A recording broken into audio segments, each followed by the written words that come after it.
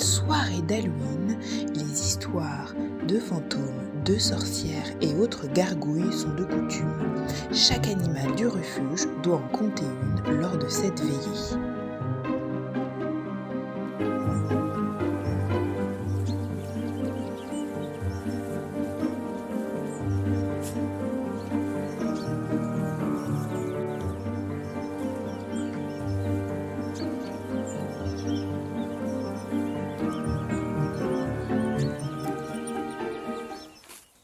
Zorro raconte l'histoire d'un cheval sans tête qui surgit la nuit d'Halloween avec sur son dos un cavalier ensanglanté.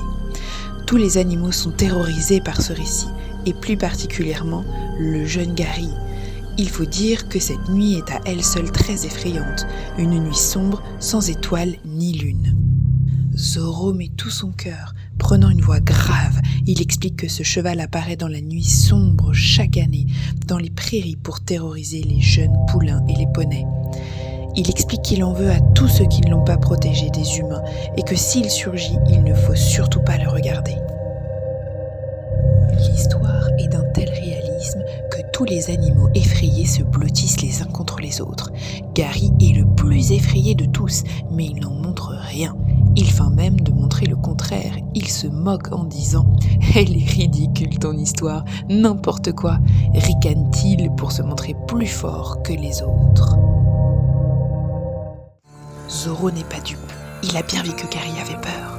Alors il lui dit, en faisant un clin d'œil à Raffarin: « Nous verrons bien, mais si cette nuit tu entends un cheval au galop, va vite te cacher auprès de Raffarin, car le cheval sans tête ne s'en approche jamais. » Les soirs d'Halloween se poursuivent jusque tard dans la nuit, puis tous les animaux vont se coucher exténués vu l'heure tardive, tous sauf Gary, qui est effrayé mais continue de faire bonne figure. À trouver le sommeil, il entend tout à coup galoper tout près de sa cabane. Se souvenant du conseil de Zorro, il se précipite vers l'enclos de Raffarin. Mais il aperçoit à ce moment un fantôme qui se dirige vers lui. Il court plus vite, mais le fantôme le suit en disant: « Tu as eu tort de te moquer tout à l'heure, alors ce ne sont que des histoires ?»